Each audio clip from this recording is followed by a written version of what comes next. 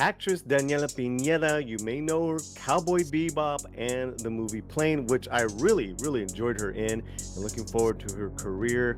Um, has put up a video again. And again, I have some questions, Daniela. Here's what we're going to do. We're going to kind of break down some of her words, some of what she's saying. Then I want to bring up an article in regards to what she's talking about because I think it's important. Context is everything. It really is. And here's the video.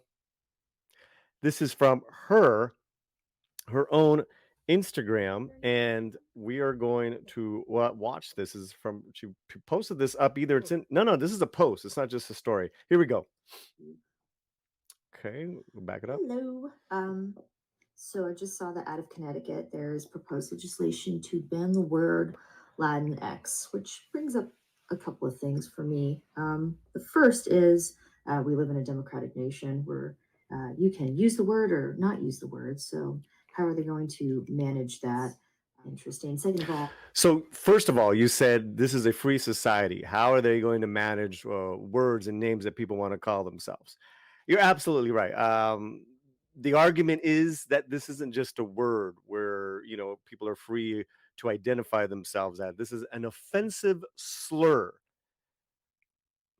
There is almost over 40% of people who do not use the term find it offensive.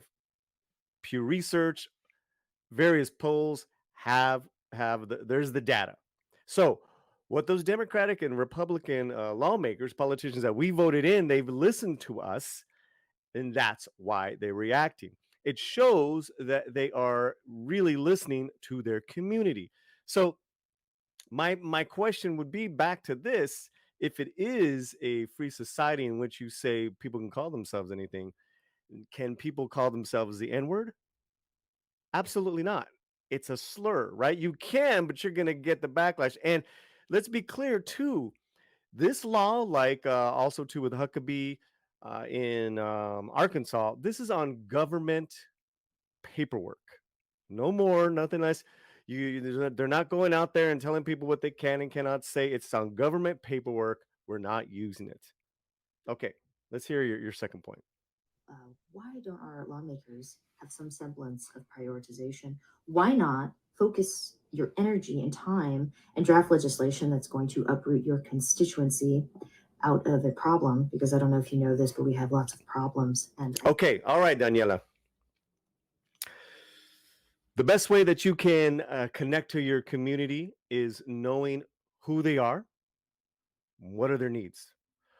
Who they are is usually how you refer them to, right? We're so in this day and age so just obsessed with identifiers and what are you calling me and this and that, that the old school people are just be like, just we're Latinos, we're Hispanic, okay?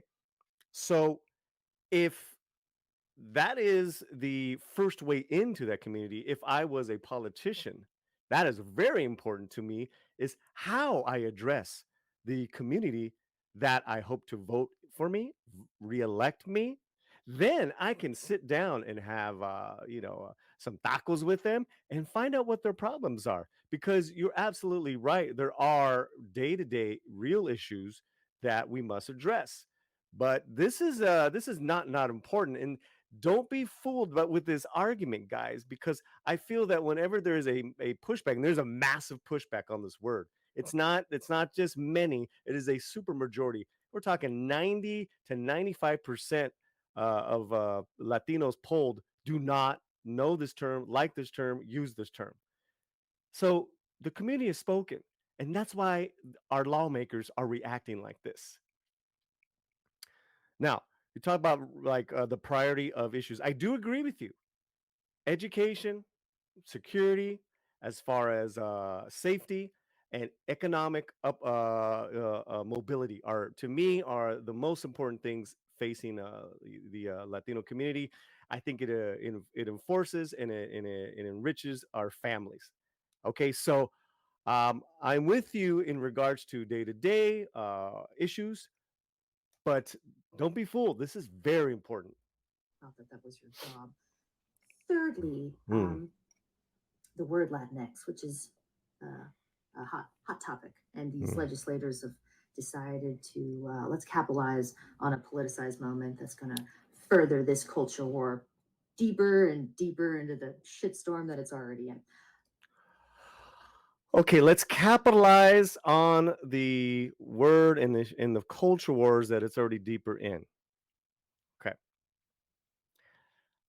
Latinx is already connected to the culture wars. It has been since its birth in academia, in its usage in Hollywood, in the media. Regular folk, the majority, don't use it. So this is the pushback. This is not the first move. This is not the counter. This is almost the fourth or fifth counter move. If we were playing chess or playing jujitsu or doing jujitsu, that's what's going on here. So yeah, I'm not sure I'm feeling you all on that because this culture war has already been done. You know, this culture war of Latinx it comes very clear with a political and social agenda. It says that you have to use this word. It's a let's call each other that because we don't want to leave anyone out. We have to be inclusive and diverse and equal. Let's go on. You can hate the word. Mm-hmm. You can love the word. Mm-hmm. I get it. Mm-hmm. You can. I'm not going to judge that guy for using it, and maybe Don't, it's the only one so that you use. don't be judging that But guy. all I know is Latino, they're using you, Latinx, Chicano, Chicanas, they're using you as a pawn in a moment. And I Disagree. Absolutely, emphatically disagree.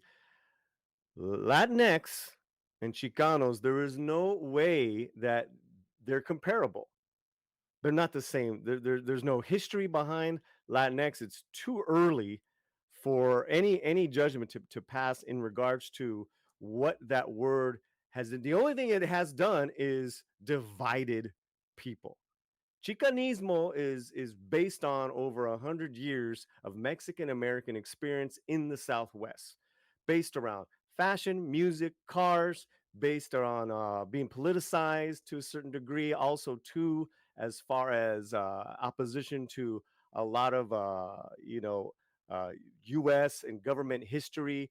Chicanos are very anti that, but don't be fooled. They're also very patriotic. So I don't know where Latinx fits into that. Now, I do agree. You can call yourself anything you want. The thing is, Latinos are making it very, very vocal. It is an offensive slur. They are tired of it. They do not want to hear it. They don't want to put up with it. propose, and I think I could get bipartisan support on this, Okay, let's go that back. Let's go back. Let's go back. they're using you as a pawn They're using in you a as a pawn. moment. Okay. And I propose, and I think I could get bipartisan support on this, that all congressional and senatorial members, before they are sworn in, be given a psych evaluation. So that way we can identify all the malignant narcissists who are ultimately going to waste all taxpayers' time. Okay, Daniela, I mean, now you're really losing me. One, all politicians on some level are huge egomaniacs. Most are narcissists. Just like actors, you have to have that certain ego to be competitive, to pursue, to be, to get where you're at. So don't give me that. Now you're saying that you want to have a psych test to weed out the malignant ones. Cool. Then let's do it for all politicians. All politicians. Because again, this the CNN article shows not just Republicans but Democrats in Connecticut and Arizona do not use Latinx on our government paperwork. That is the best way to disconnect from the community. So, no, you're not going to get a bipartisan agreement on that. And if we're going to do that, then we need to do that with a lot of other people. Daniela, you always gotta love Daniela Pineda. You know what I'm saying? You just gotta love her rants. Now she did say in her post there, look cute might delete later. So that's why I wanted to grab it because she might delete that shit. Here we go, really quick now to this CNN article, and I just wanted to share this with Daniela and share this with anyone else who might have some questions. I got questions. Democrats in Connecticut want to ban state agencies from using Latinx This is Democratic lawmakers in Connecticut. Okay, Democratic lawmakers. Gerardo Reyes, primary sponsor of the bill and Puerto Rican, considers the term offensive. Like I said earlier in the video, he says is it a term we believe is unnecessary because the Spanish language, which is 1500 plus years old, already identifies male, female, and neutral. Done. You're included, guys. You're already included. Whether you're binary, non-binary, I don't know what. You call yourself a unicorn or rainbow. Tell you what, and you happen to be Latino, we got something for it. It's called Latin. It's called Latino. It's called Latina. It's called Hispanic. You're in. You're in. You're included. And I got your back. I'm telling you. Where were you excluded? But use that Latinx name. That's all right. You do what you want. The term has been swept up into the culture wars, just like Daniella is saying. Huckabee, Huckabee of Arkansas, De La Cruz of Texas, all pushing back on it and passing state agencies as far as the uses of it. Uh, like I said earlier, and all this is to me is just a counter of a counter. Okay, even Ruben Gallego of Arizona in 2021, Democrat, said, "Look, y'all, and I'm going to end it with this: Hispanic, Latin American, are gender neutral. So we all have already gender neutral options to describe the Latino community. Adding an X and creating a new word comes off as performative." Gallego tweeted at the time. It will not lose you an election, but if your staff and consultants use Latinx in mass communication, it is likely means that they do not understand the Latino community and is indicative of deeper problems. I will have this link in the video box description. I want to know what you think. Daniela, I want to know what you think. Daniela, I'd love to interview you and we can talk about this. We can talk about your films. We can talk about anything you want. The Slant is your home, homie. Keep your slant fuerte.